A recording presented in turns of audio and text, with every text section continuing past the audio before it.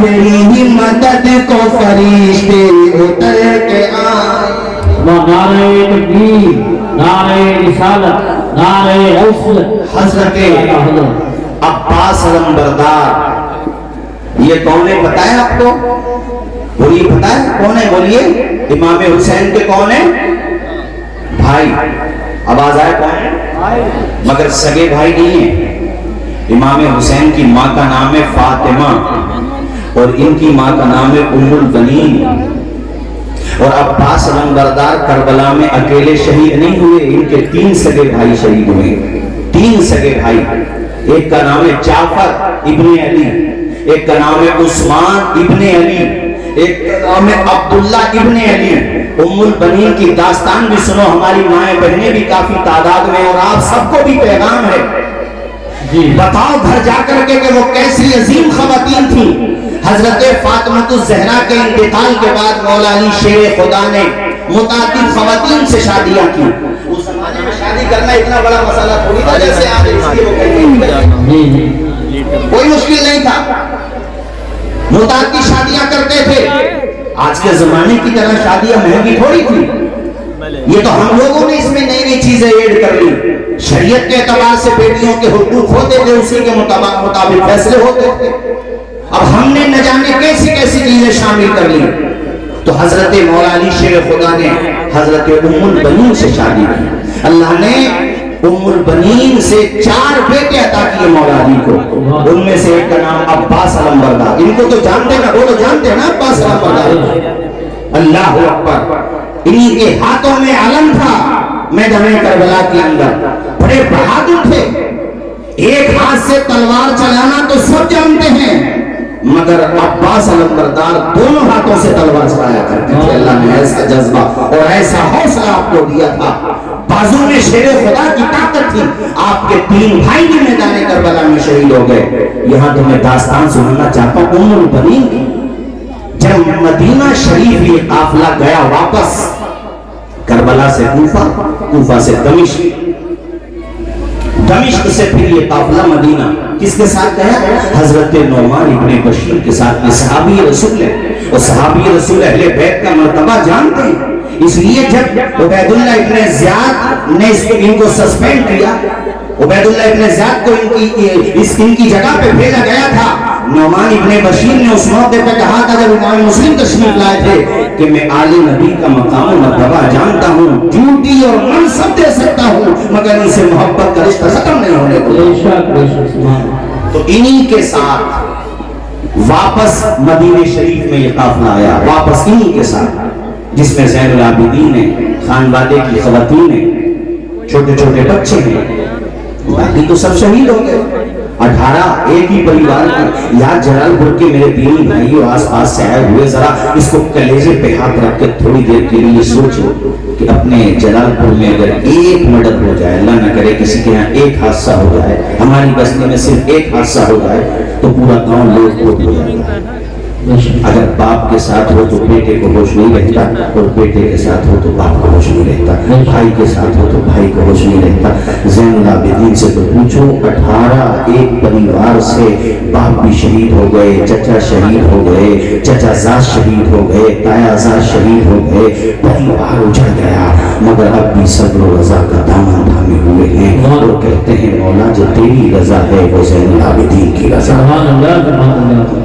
کیا بتاؤں زباں کانپتی ہے میری ان بہے آل خیر البشر لٹ گیا.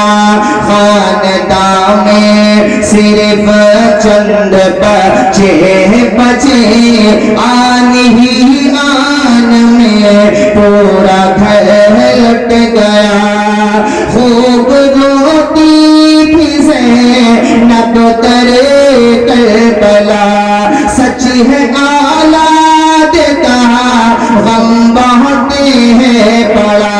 اس کے دل سے تو چھو گزرتی ہے کیا، نوجوان جسی کلف تیج گئے لٹ گیا. ناز جن کا اٹھا کے پیشہ ہے امم پیار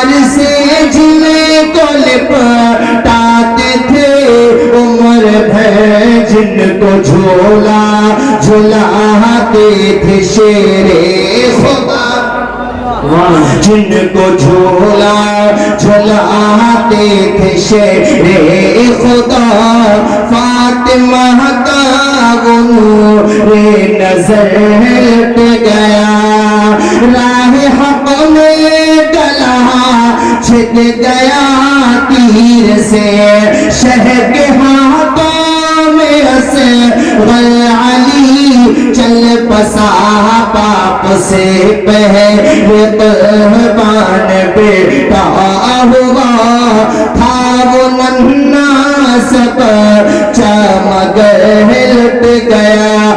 اس نے زخم دیکھنے کے باوجود، اتنی پریشانیاں دیکھنے کے باوجود، میدان میں یار چٹان بھی ہوتا تو اپنی جگہ سے وہ چٹان ہل جاتی، کوہ ہمالیہ بھی ہوتا تو اس کی بنیادوں میں زلزلہ آ جاتا، مگر یہ نبی کا گھرانہ ہے۔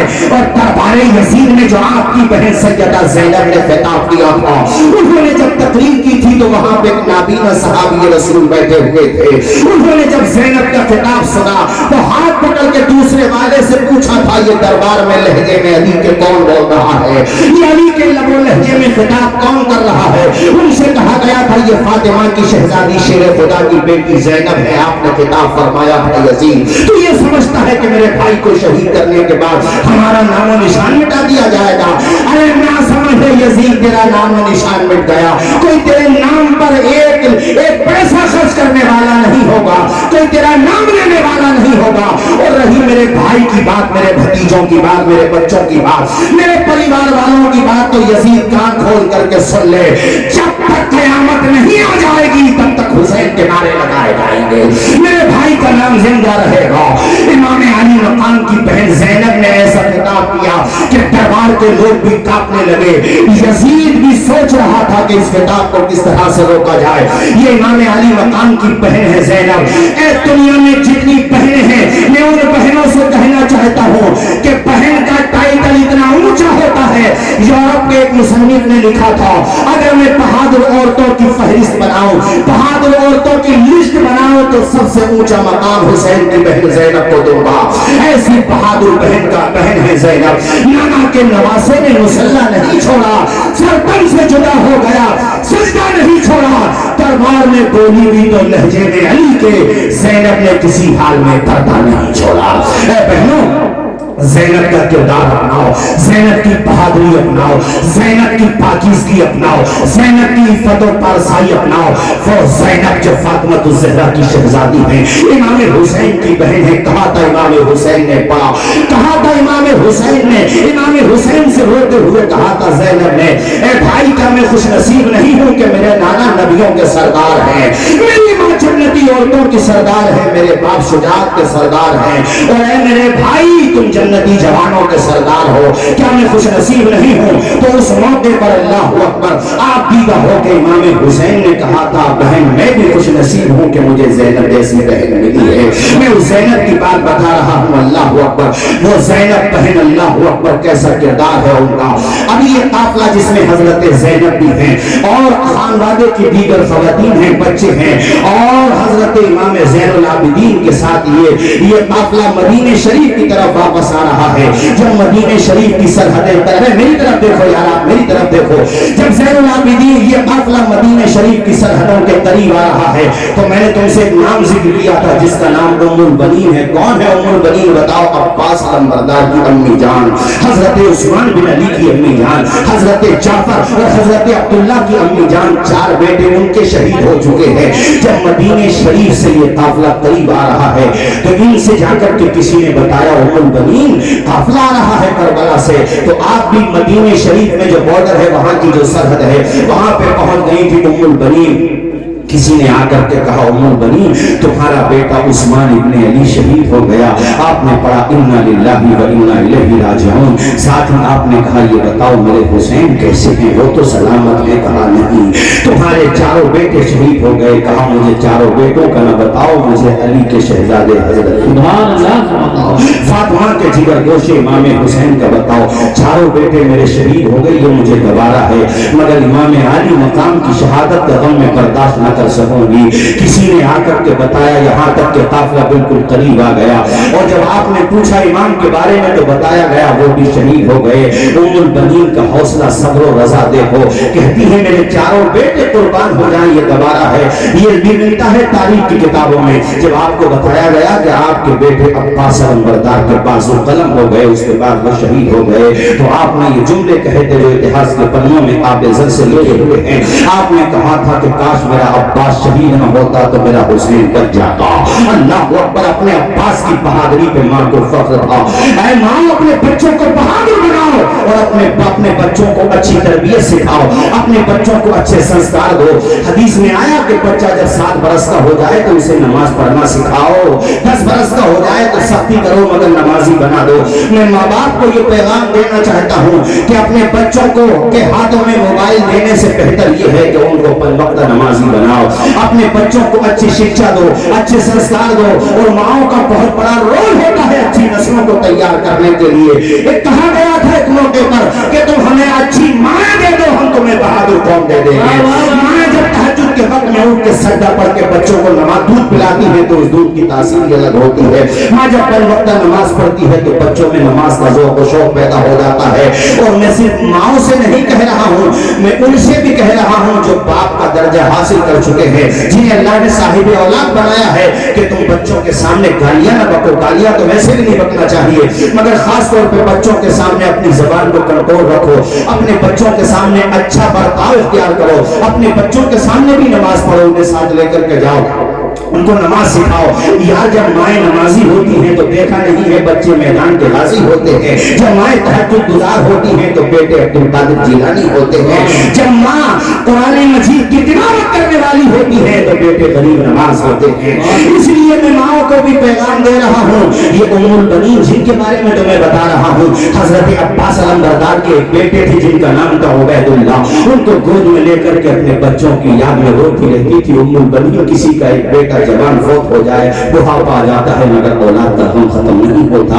घर पे शादी हो, कोई भी मौका हो तो औलाद की याद करके माओ की आंखें डबडबा जाती हैं। वहां तो 4 बेटे शहीद हो चुके हैं और परिवार के 18 लोग शहीद हो चुके हैं। उम्मुल बनीन भी बड़ी गरीब परवरी का जज्बा रखती थी। दरवाजे पे कोई मांगने वाला आ जाता तो कहती थी मैं फातिमा जहरा की कनीज हूँ।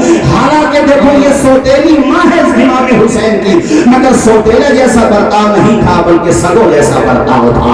ऐ लोगों, ये पैगाम उन लोगों के लिए भी है। मसलन हमारे माशरे में भी अगर सौतेले भाई हैं तो बाप का तो खून होना एक ही, तो वो रिश्ता सौतेले वाला नहीं होना चाहिए। ये तो अल्फाज को समझाने के लिए होता है, वरना आज भी हमने देखा है कि जो करबला से मोहब्बत रखते हैं, वहां से जिन्होंने सबक हासिल किया है, उनके घरों में तुम्हें पता ही नहीं चलेगा सौतेले हैं या सगे भाई हैं। सुभान अल्लाह, ये माहौल बनाना हमारी आपकी जिम्मेदारी है। हजरत उम्मुल बनीन के बारे में बता रहा था, दरवाजे में अगर कोई आ जाता तो कभी खाली हाथ वापस नहीं जाता था। आप कहती थी कि हमारे दरवाजे पे कोई आए तो ये ना सोचे कि फातिमा तो ज़हरा के दरवाजे पे गए हैं खाली, यानी ये कोई ये सोच करके आए कि ये फातिमा तो ज़हरा की कनीज का दरवाजा है, यहाँ से खाली हाथ वापस नहीं किया जाएगा। बोलो झूम के सुभान अल्लाह। ये पैगाम करबला का है। तेजी के साथ ये बात कहते हुए मैं अपनी तकरीर को इख्तिताम की तरफ ले जा रहा हूँ कि हुस्न अखलाक की अनमोल निशानी दे दो, गम के ठहरे हुए दरिया को रवानी दे दो। तुम हुसैनी हो तो एहसान के मशकीज़े से कोई दुश्मन भी अगर मांगे तो पानी दे दो। और खैर को अखलाक से अपना बनाना सीख लो, रंजो गम के साए में भी मुस्कुराना सीख लो। देखना दुनिया झुकेगी खुद तुम्हारे सामने, तुम खुदा के सामने सर को झुकाना